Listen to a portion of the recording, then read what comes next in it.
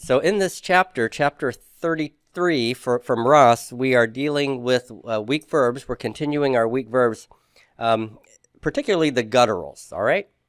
We focused on one gutturals in the cal in chapter 32.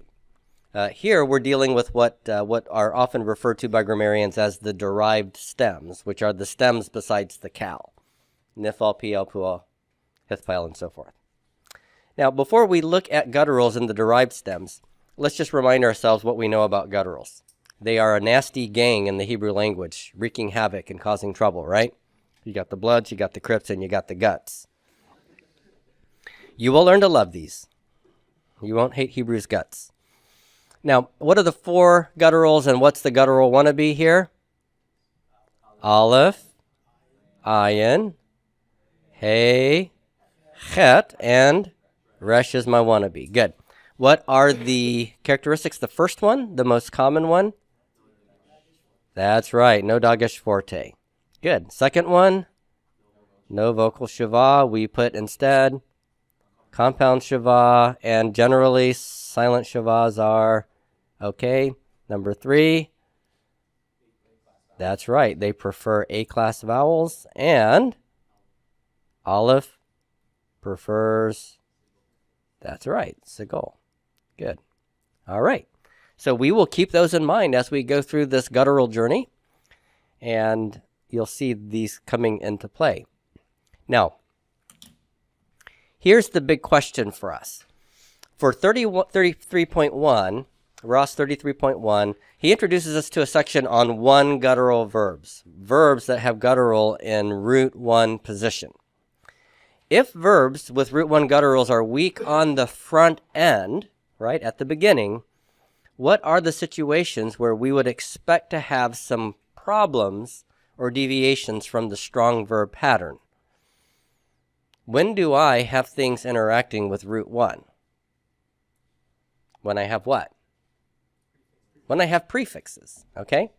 So if I have a prefix that is wanting to unite with root one, I might have some problems there if I've got a guttural in root one position, okay? So here's my little box that represents any three root letters. If I have a guttural here and I have a prefix here, when the prefix and the guttural are trying to close a syllable together, I might have some problems here, all right? So where do I have stems that have prefixes that are associated with them? Which stems have stem prefixes? The nifal. Nifal gets a nifal noon prefix, right? Well, where's the noon prefix going to hang out? It's going to hang out with root one, right? Prefix is hanging out the front. So, nifal. What are my other stems that have stem prefixes? Yeah, well, the hithpile, but remember the hith prefix always gets a tav that it gets to close the syllable with. So it doesn't really interact with root one that way, okay? But the nifal noon has to join root one in a closed syllable. What's another stem that has a prefix associated with it?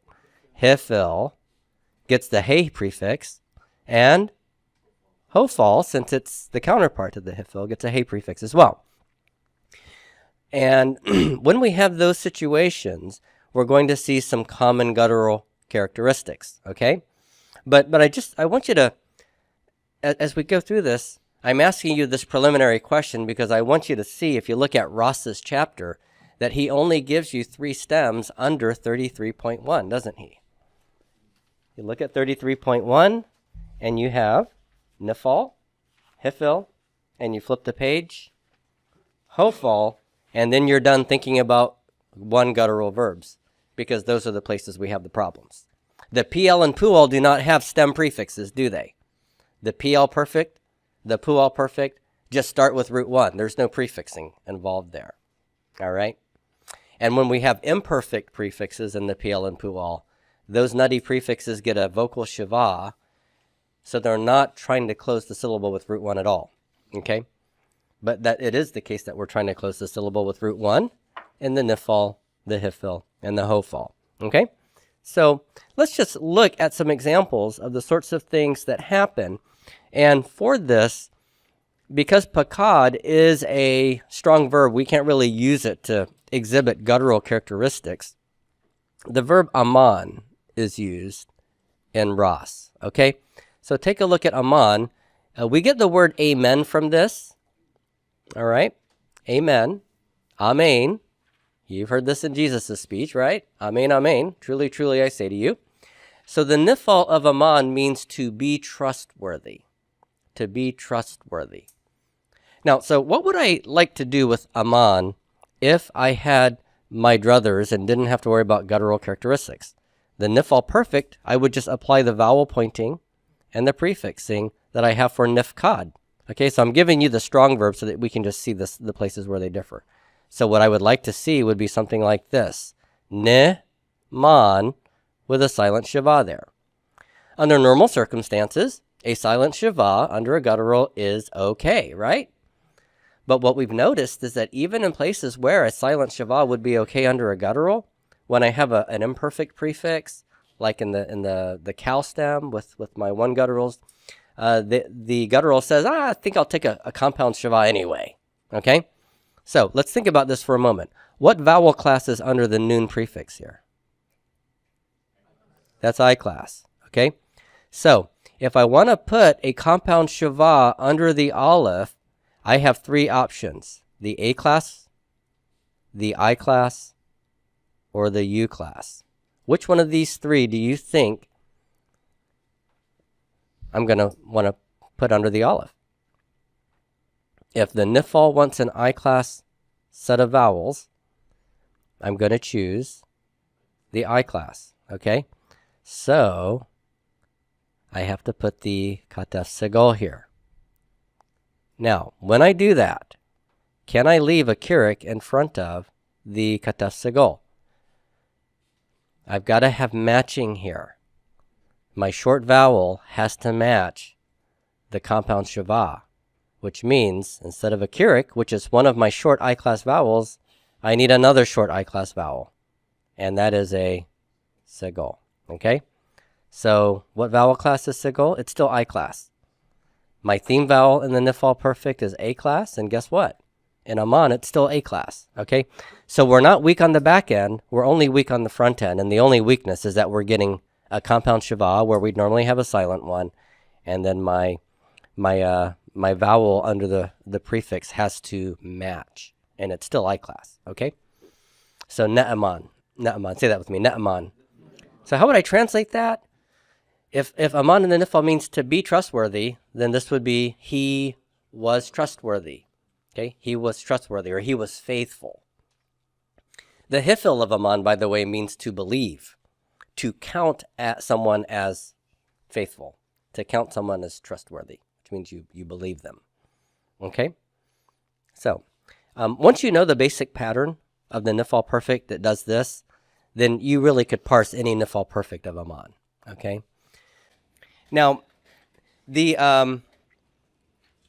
imperfect is yippicade for our principal parts, and so what we have to now reckon with is what we do when we need to put the nifal imperfect into put a form with one aleph or one guttural like this into the nifal imperfect. So let's jot this down and see what it looks like. So right here I have what I would expect to find, which is amen. And look at the aleph. You see that doubling dot there? Doesn't that hurt your eyes? Does it make you cringe? All right. Because this is a guttural, and gutturals can't take a dagesh forte, right? But the nifal imperfect ought to have a dagesh forte over here. So because I can't do that, the aleph is going to reject the dagesh forte. And what do you think might happen when I see that dagesh forte rejected? That's right. The preceding vowel will compensatorily lengthen, so we'll reject the dagesh forte. And what vowel class is the kirik under the yod? That's I class. So I need to go from a short I class to a long I class by way of compensatory lengthening. What is my long I class vowel? It's sere. Okay, so I'm going to get ye amen. Ye amen. When you say amen, you want to say yay too, don't you? Right? So yay, amen. So there it is. He will be faithful. He will be faithful. How would I say she will be faithful? Just switch the yod out and put a tav there, and I get te amen, and so forth and so on. Okay? So this isn't really too bad, is it? Not too difficult. Let's go down to the nifal participle. So my principal part is nifkad with a theme vowel. That is what kind of an A is that? That is an unchangeably long A. It's a kametz that will not reduce. So what would the nifal participle of aman look like? This is what I would like to see, right? But the aleph doesn't want to take a simple shava here. It wants a compound shava. And I need an I-class vowel before it. So I'm going to get an I-class vowel with an I-class compound shava, which will be which ones? The segols, right? The segol under the noon and the kataf segol under the aleph. Long A with the theme vowel. There's nothing weak about this, so it stays normal. So net aman. And we would translate that just as simply faithful. Okay, faithful. So we don't need to go through all the rest of these, but you all get the idea, right? This is what's happening to the forms. All right, let's take a look at the hifil here now. The hifil has some prefixes that are going to cause some problems with my vowel pointing also. So let's take a look at the verb that Ross gives you, which I believe is amad. What does amad mean in the cow? Amad is to stand. To stand. All right? Amad is to stand. If I were to create the hifil perfect of amad, according to the pattern of the strong verb, what would that look like? It would look like this. The hey prefix would take a kirik. Root 1 would get a silent shava, and then I'd have kirik yod for my theme vowel. Okay, so there's hit mead. Hifkid, hit mead. He caused to stand. Is that the way it's going to look? The answer is no. Root 1 is an ayin, it's a guttural. It's going to say, I would like a compound shava. What vowel class is under the hey here? That's I class. So the hey prefix wants an I class vowel and an I class compound shava that can match it. What am I going to get here? Going to get a kataf segol under the ayin and a segol under the hey. All right? So it becomes ha'amid. Ha'amid. He caused someone to stand. Okay? So just want you to see that we're still keeping our I-class vowel here. Now, let's look at the imperfect here. And notice that for the hifil imperfect, what vowel class am I getting under my nutty prefix here? I'm getting the A class. On the back side, my theme vowels are kirik yod, and that's quite normal, okay? But the A-class vowel at the front end is what's going to be important for me, because when we take a verb like amad and we want to create the hifil imperfect of it, we're going to have to reckon with the fact that the ayin is going to want a compound shava instead. So let's think about this for a minute. What would it look like to put this in a normal pattern, first of all? Well, it would look like this. Ya-mid. Ya-mid. All right? But then the ayin says, I don't want just a silent shava. Give me a compound shava. So when I do, what kind of compound shava do I want? An A, I, or U class one due to the vowel under the yod. I want an A class one, don't I? So I'm going to see ya-amid instead of ya-mid. Okay? That's really the only thing that happens here that is a bit irregular, is that I've got a compound shava. The A gets to stay right where it is under the yod. So we're happy and good there, okay? Can you parse that? Absolutely, you can parse it, right? You got your kirik yod in the middle. You know that's hifil. And the A-class vowel under the yod is, conforming to the hifil's vowel pattern here. All right? So We don't really need to work through all the rest of these either, except to just remind you that, whenever you have root 1 guttural, you're going to be looking at a compound shava under it in many cases. Let's take the imperative as an example. I have hafkade. If I take amad and I create an imperative in the hifil, I'm going to have my hifil hey, pathak. I should get a silent shava sere. Okay? The ayin is going to say I'll take a compound shava instead. So that's all that changes. Ha'amad. Ha'amad. See how easy that is? If you know your regular strong verb, then you can identify the guttural. If you just can remember what your 4 gutturals are and your resh, and remember that resh sometimes follows the guttural, sometimes it doesn't. Okay? So that's the hifil.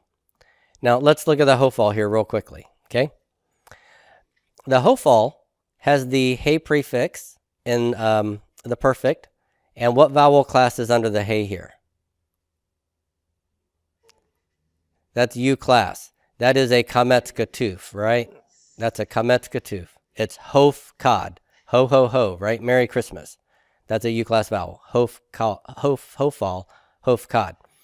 So take amad. What would the hofal perfect look like? Under normal circumstances, it would look like this. Hof kad, hop mad. What's the ayin going to want instead of a silent shava here?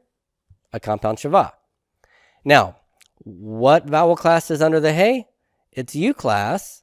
So what type of compound shava does he want? He wants a U class one, the kind with the kametz katuf here. So the hofal perfect is just going to be ho amad with the kametz katuf followed by the katef with the kametz katuf inside of it. Okay? The backside is normal. I got my A-class vowel here on root 2. So ho'amad. He was caused to stand. He was caused to stand. The imperfect of amad would have been yo-mad. But with the ayin as a root 1 guttural, it's going to take what? It's going to take the kametz katuf version of the compound shava. The kametz katuf under the yod is going to stay, and it will be yo-amad. Okay? So I'm just going to, remember, I always have to match whatever the katef vowel pointing is. I got to have the corresponding short vowel right before it.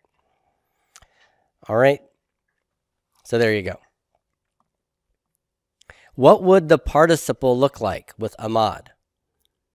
It would get the katef here with the kametz katuf before it and the long A right there. Okay? All right. Yeah, what's your question? So when it comes to having the vocal shava there, does that change the kametz katuf to kametz? Or no. If we're reading through and pronouncing it, how do we know? I'm trying to remember because I know if it's a vocal shava, you've got the methag. Right. Yeah. In fact, I think in Ross's book, you're probably going to be seeing methags here, aren't you? Do you see methags? Does he give you a methag here? Not there. This is the hopeful point. Right. Well, let me just remind you of something. You may see methags here, okay? And you can get a little confused and say, if I see what looks like a kametz or a kametz katuf and I see a methag, you've been accustomed to go, oh, that's a long A, right? Isn't that true? Yeah. But remember one thing here, what we just said a little while ago, when you have a compound shava of any sort, usually you're going to see what right before it? Anytime you have a compound shava, whatever the vowel is before it will often have a methag accompanying it. Okay? Now, is that because this is a long A? Absolutely not. These are hofal verbs, which means the vowel under the prefixes have to be U-class vowels. And that means those have to be kametz katufs. Okay? So this is still a kametz katuf. This is mo amad. This is yo amad. This is ho amad. And you might have a methag here. So but don't take that as a long A. How do you differentiate certain things from the cow, and how do you remember that that is the long O sound rather than the A? Yeah, because here, let me remind you of something that maybe you've forgotten, and I said it this way a lot, but we didn't really have this sort of situation to contrast it with for me to draw your attention to it. But let's go back. The situation where that method helps us distinguish a long A from the short O is this. When I have the ambiguous symbol followed by a shava to the left of it, that's when I need that method to know. That's a long A and that's a vocal shava. Kametz, vocal shava. This one's kametz katuf, that's silent shava, right? Yeah. Okay, but look at what I have in the situation here. I have this. Okay, that is not a vocal shava. It's not a simple vocal shava anyway, right? When I have any compound shava to the right of it, I'm looking at the matching short vowel that is inside the compound shava. So I could have things like that, things like this, right? I have these sequences, and I could have this. So what am I looking at? This is a pathak followed by the kataf. This is a segol followed by the kataf. This has got to be the kametz katuf followed by the kataf. Okay? Even if I see a metheg in it, it's still the kametz katuf. Okay? So what does the method accomplish in this situation? Why is it there? Yeah, well, what you learned in chapter 4, I think, is that whenever you have compound shavas, no matter what kind they are, it could be any of these three, you could get a metheg with the preceding vowel. Okay? So it's not there to disambiguate the long A versus the short A. Okay? Because I could see it here, or I could see it here, or I could see it here. Okay? So that metheg's not there for the kametz katuf issue. It's there just because it's marking a full vowel preceding a compound shava. Okay?